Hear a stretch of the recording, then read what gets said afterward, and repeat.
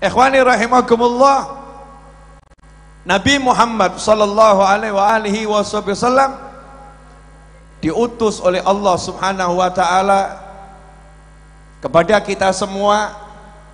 Allah nyatakan dalam Al-Qur'an, "Wa ma arsalnaka illa rahmatan lil alamin."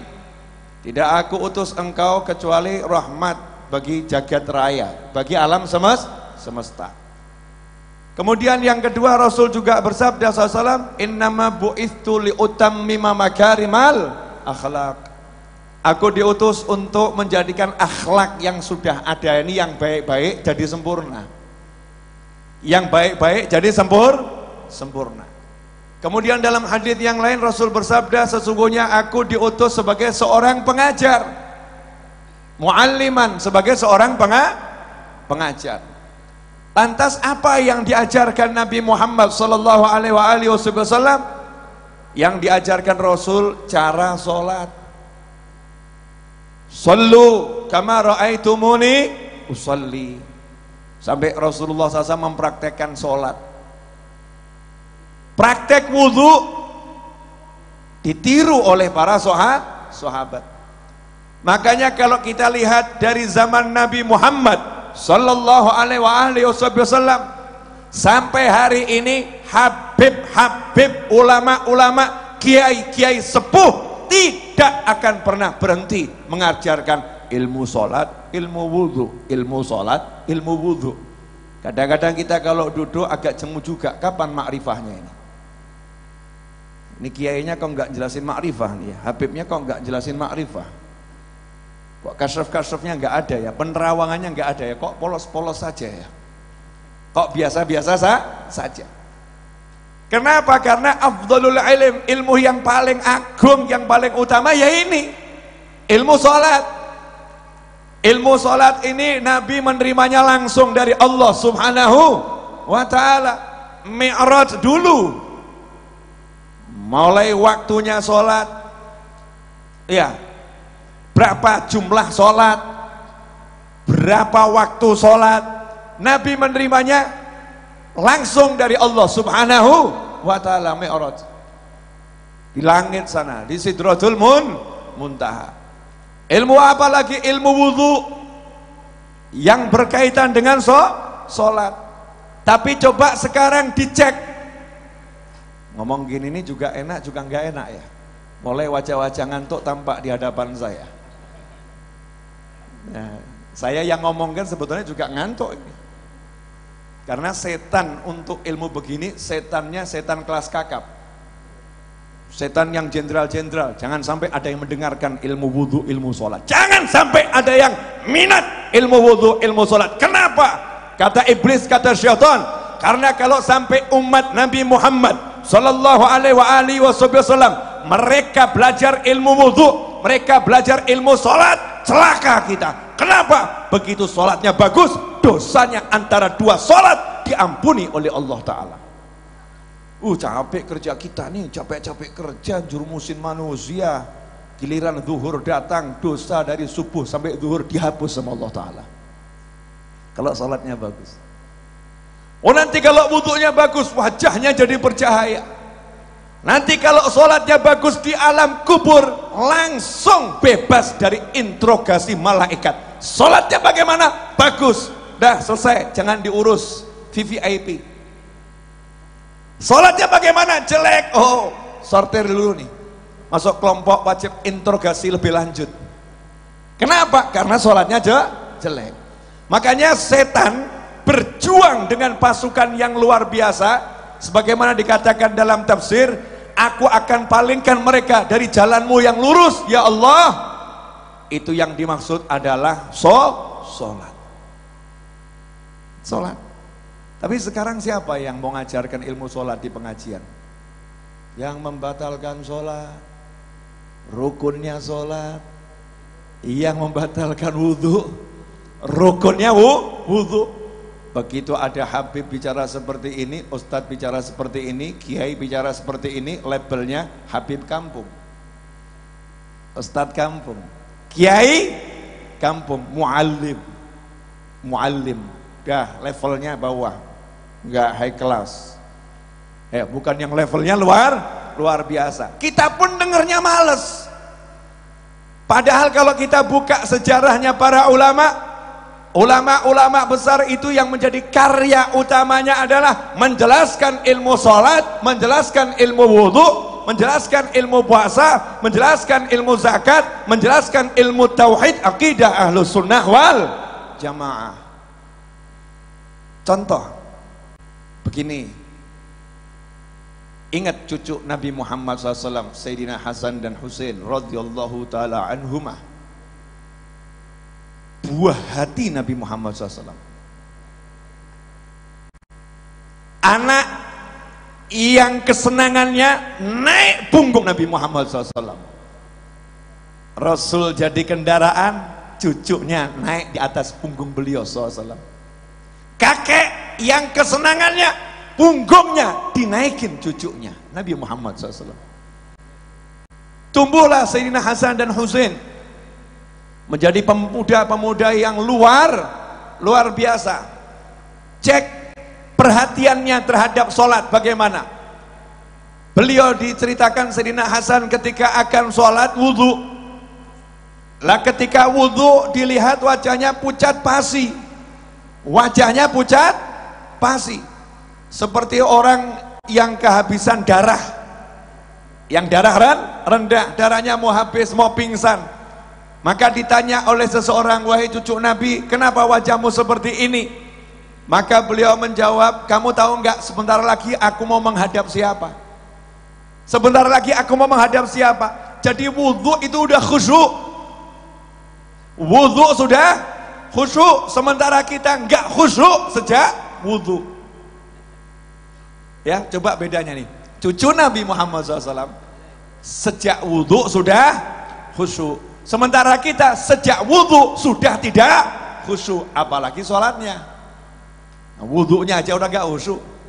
Makanya Al-Habib Ali bin Muhammad bin Husain Al-Habsyi, eyangnya Habib Muhammad bin Husain Al-Habsyi yang duduk di bawah ini, eyangnya beliau, Sahibul Maulid Simtud Durar, Muallif Simtud Durar, mengatakan, siapa yang pengen khusyuk sholatnya, khusyuk wudhunya.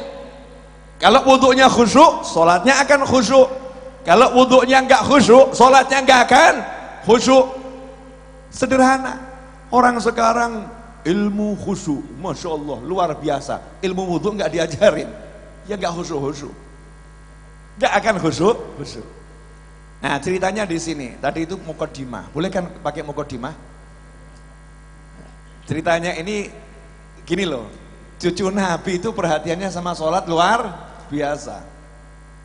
Sayyidina Hasan dan Husain radhiyallahu ta'ala anhuma masih kecil. Lihat ada bapak-bapak setengah kakek-kakek, kan hobinya ke masjid. Ini cucu Nabi dari kecil kan mainnya di masjid.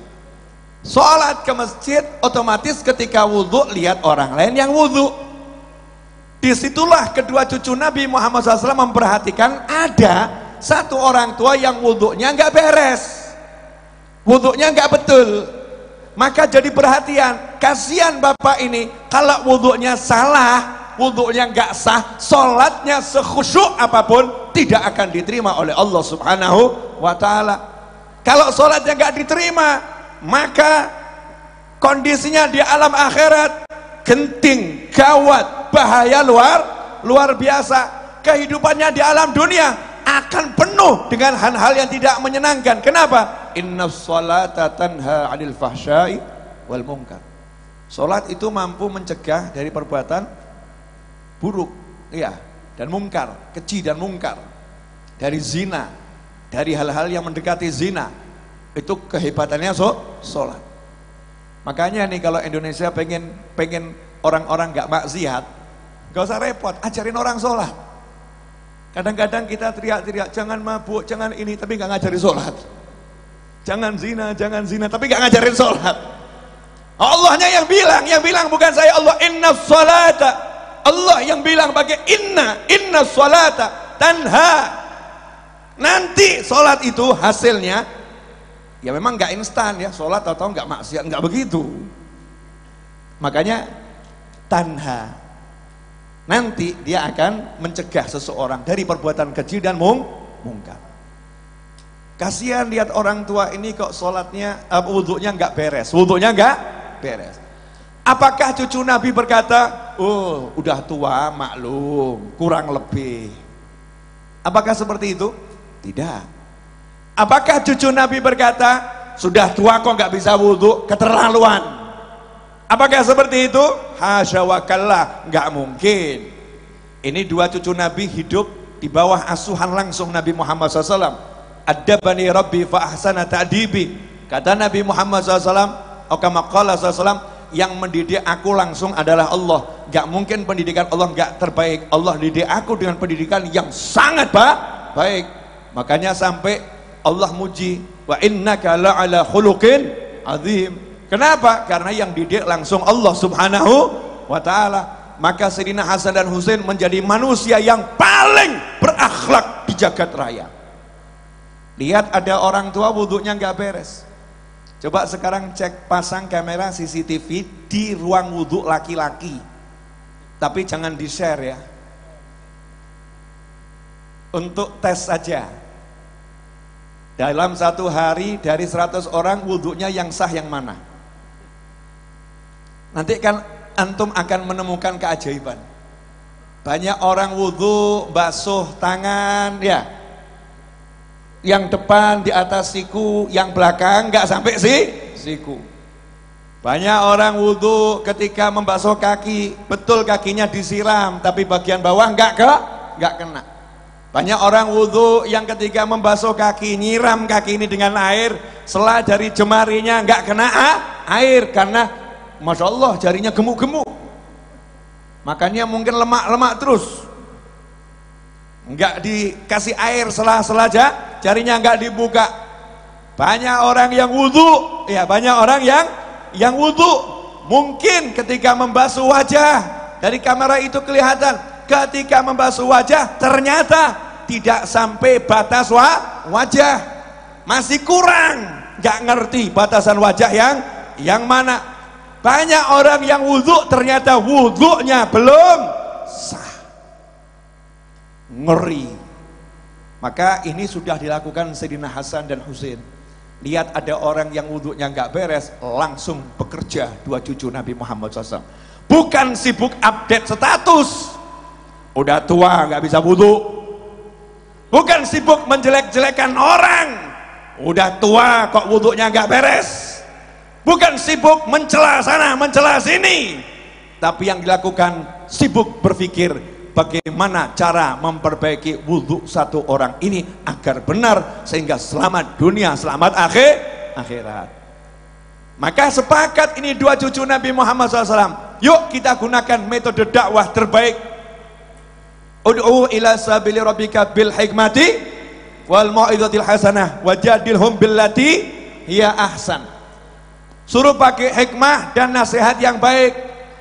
Maka dua cucu Nabi pun berpikir hikmah yang seperti apa ya? Hikmah yang bagaimana untuk membenarkan cara wudhu orang ini.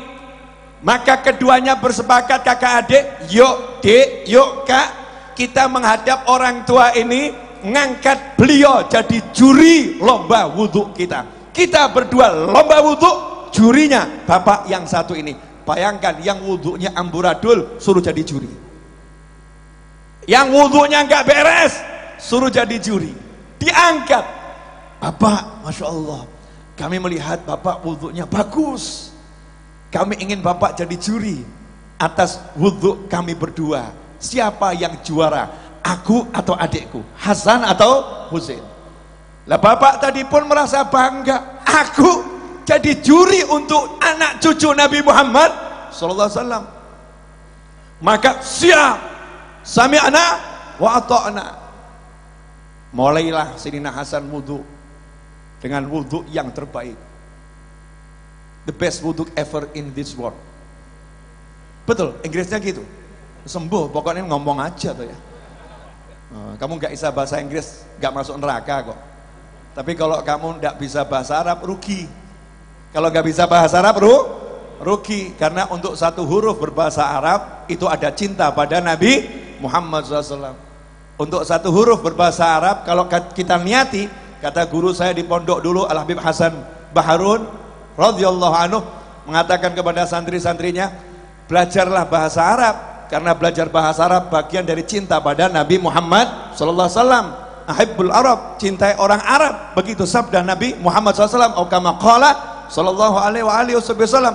Belajar, nanti setiap huruf kamu bilang ana, anta, antum, setiap hurufnya kamu niat mengikuti apa yang diucapkan Nabi Muhammad SAW, maka ucapanmu ana bagian mengikuti sunnah Nabi Muhammad SAW, dapat pahala yang luar biasa. Itulah bedanya orang Indonesia kalau berbahasa Arab dengan orang Arab kalau berbahasa Arab. Orang Indonesia kalau berbahasa Arab niatnya ittiba Nabi Muhammad SAW. Kalau orang Arab berbahasa Arab niatnya apa? Ya adat, memang bahasanya. Ya memang bahasanya. Kalau kita itu berubah menjadi ibadah. Begitu kata guru saya nggak ngurus kata orang lain. Orang lain punya pendapat beda, silahkan.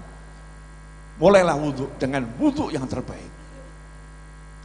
Subhanallah, giliran Sayyidina Husain wudhu yang terbaik.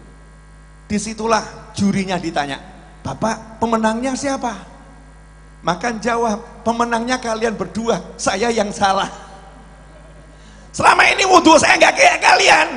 Nggak mungkin wudhu kalian salah, nggak mungkin. Yang ngajari langsung Nabi Muhammad SAW, yang ngajari Fatimah Zahra, yang ngajarin Ali bin Abi Thalib. Nggak mungkin wudhu kalian salah. Kalau wudhu saya nggak sama dengan wudhu kalian, berarti wudhuku yang nggak beres. Tolong diulangi lagi, saya mau belajar. Subhanallah, sekali pertemuan beres urusan wudhu bapak ini, selesai. Saya pengen ngasih gambaran begini loh. Cucu Nabi Muhammad SAW yang menjadi perhatiannya sholat orang lain, wudhunya orang, diperhatikan betul. Nah kalau sekarang kita ini perhatiannya aibnya orang, keburukannya orang, salahnya orang untuk diperbincangkan. Padahal perintah Nabi Muhammad SAW kalau lihat aib tuh tutup. Lihat kekurangan orang jangan diperbincangkan. La taghib, jangan ghibah, jangan namimah.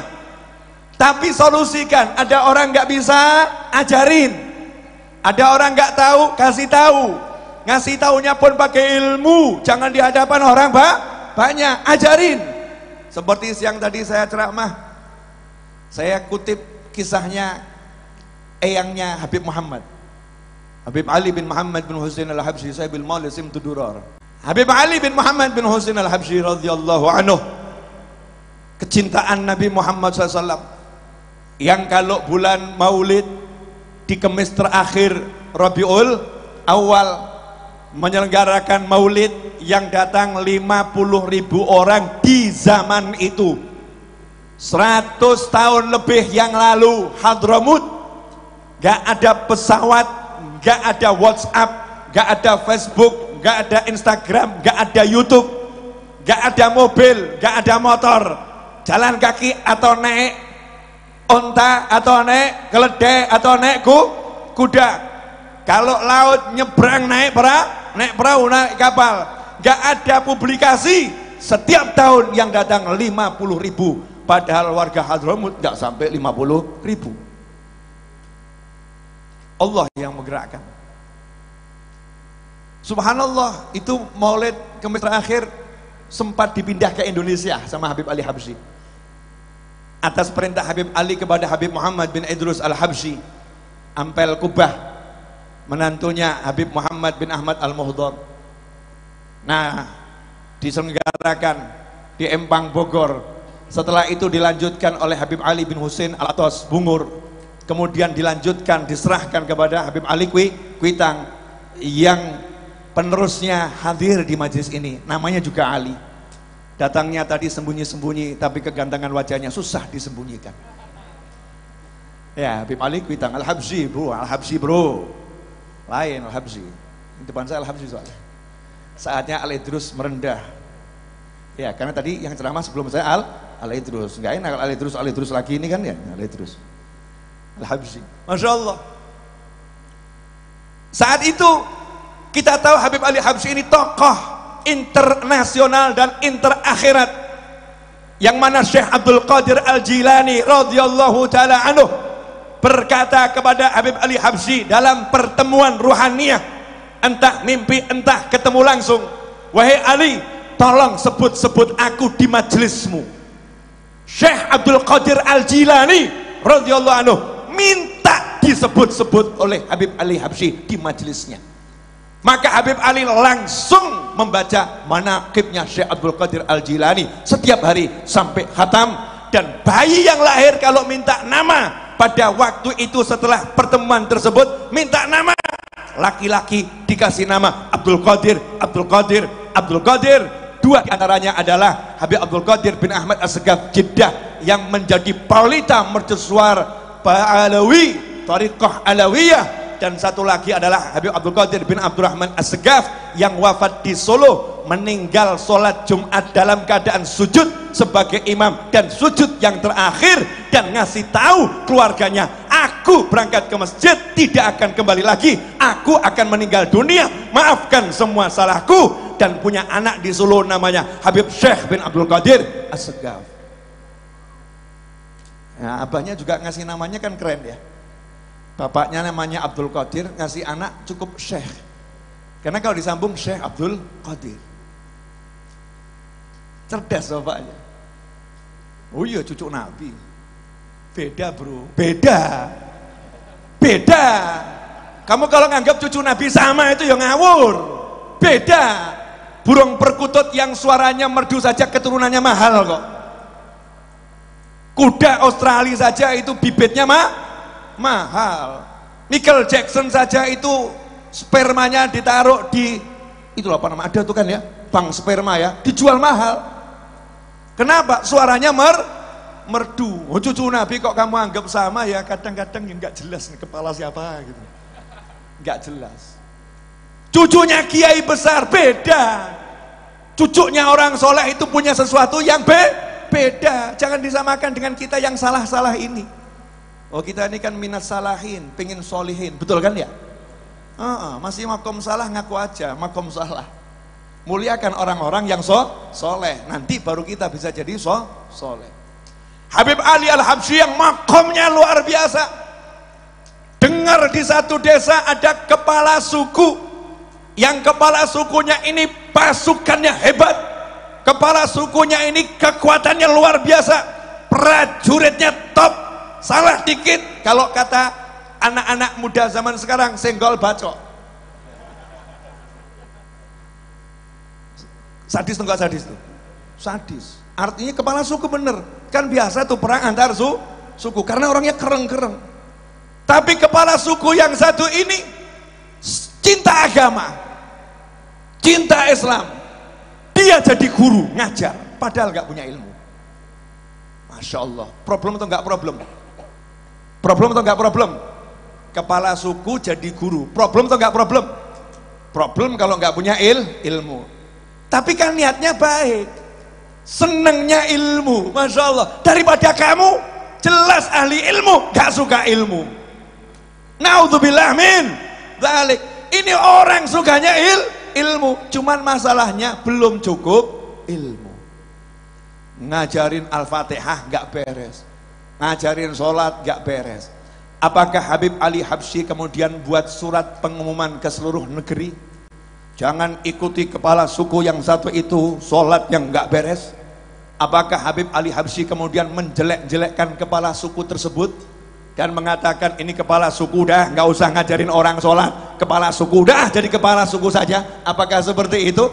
Hasya wa kalla.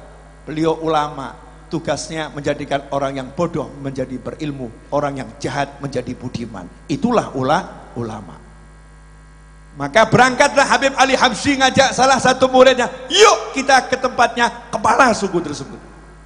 Ngapain Habib ke sana? Panggil dia, antum Habib, antum tokoh masyarakat, biar tuh kepala suku yang datang kepada Habib. Enggak, biar aku saja yang datang kepadanya. Untuk apa Habib? Saya mau ngajarin dia, tapi harus pakai metode. Metodenya saya mau berguru sama dia. Habib Ali Habsyi, yang hallnya saja di Solo setelah 100 tahun lebih yang datang segitu, mau capek-capek datangi kepala suku yang nggak jelas, didatengin. Kepala sukunya dengar Habib Ali Habsyi mau datang, senangnya luar biasa. Habib Ali Habsyi itu yang viral itu ya, kalau sekarang kan begitu ya, tokoh masyarakat yang tenar itu ya, yang dikagumi banyak orang itu, yang disegani orang-orang itu. Saya bayangkan kalau Habib Ali Habsyi zaman sekarang punya YouTube, subscribernya berapa itu? Jamaah Maulid Simtud Durar aja di Indonesia kan unlimited jumlahnya, betul kan ya? Masya Allah. Ya, Anda kan agak keterlaluan, mau cucunya di sini nggak subscribe. Ntar lagi naik Beb subscriber, tenang, aman-aman. Lanjut. Berangkatlah Habib Ali Habsyi, datang kepala suku nyambut dengan senang. Habib Ali Habsyi datang, Habib Ali Habsyi datang, disambut. Ya, dengan adatnya suku tersebut. Maka Habib Ali Habsyi mengatakan, saya datang ke sini ini mau belajar. Nggak mungkin Ali Habsyi mau belajar sama saya. Oh iya, saya dengar kamu ini guru besar. Saya kalau dengar ada guru besar, saya akan cari ilmu. Kalau bahasa kita, Nabi Musa aja cari Nabi Khidir gitu loh ya. Saya harus cari, harus saya datengin ini ulama besar. Beb, saya nggak mau ngajarin Habib, bukan makom saya ngajarin Habib, nggak bisa. Kamu pengajar harus ngajarin saya. Deal Beb, gini saja Beb, Habib ngajarin saya, nanti saya ngajarin Habib.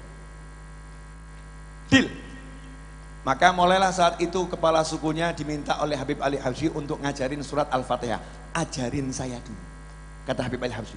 Ajarin saya baca surat Al-Fatihah, nanti baru saya akan mengeluarkan ilmu yang saya peroleh dari guru-guru saya, surat Al-Fatihah. Siap Beb, seneng nih kepala sukunya. Kenapa? Enggak dihina, enggak dicaci, enggak dimaki, enggak direndahkan, enggak dirusak namanya, enggak dijatuhkan, tapi diangkat. Hakadha tariqah alawiyah. Inilah tariqah alawiyah, tidak menjatuhkan tapi memuliakan, tidak menghinakan tetapi menjadikan orang yang hina menjadi bertabat tinggi di sisi Allah Ta'ala. Subhanallah. Mulailah kepala sukunya baca Al-Fatihah, dari awal sampai akhir nggak ada yang benar. Dari awal sampai akhir nggak ada yang benar. Habib Ali Habsyi kemudian ditanya, gimana Habib? Gimana Habib? Al-Fatihah saya gimana? Gimana Al-Fatihah saya? Jawabannya apa gini? Ngawur kabeh. Samburadul. Aduh, ini murid yang udah kamu ajarin berapa? Wah, neraka semua itu. Apa begitu? Enggak. Beliau berkata, Fatihahmu bagus, cakep, luar biasa. Cuman ada beberapa titik ini kalau kamu tekan dikit akan jadi lebih bagus. Yang mana Bib? Itu coba awal tadi basmalahnya. Bismillahirrahmanirrahim. Nah itu tuh roh itu, rohnya tekenin dikit. Bismillahirrahmanirrahim. Tasdidnya hidupkan.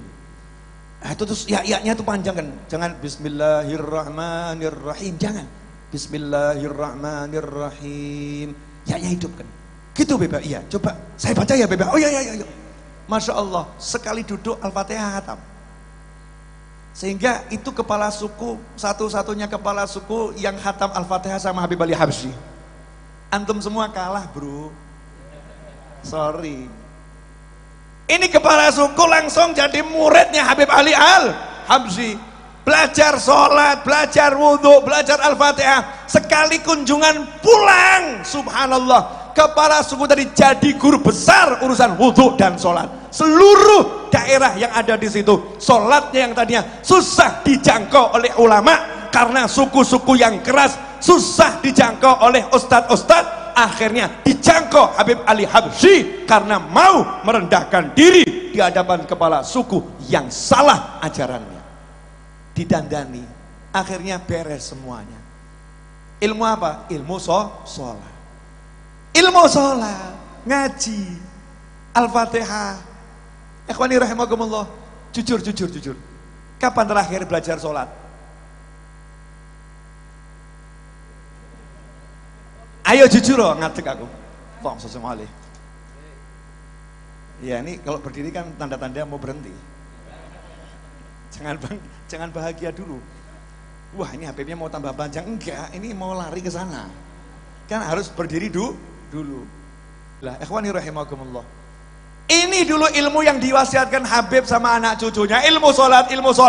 Apa yang terakhir kali disampaikan Nabi Muhammad SAW ketika ruhnya akan keluar? Sholat.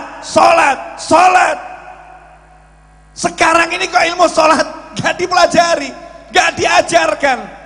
Masya Allah, kita anggap ilmu kecil. Saya mau nanya boleh? Kalau misalnya ada peraturan begini, siapa sholatnya bagus, masuk bandara, tidak perlu bayar tiket, langsung dapat kelas VVIP, dan nanti dapat kursi yang terbaik. Belajar sholat nggak?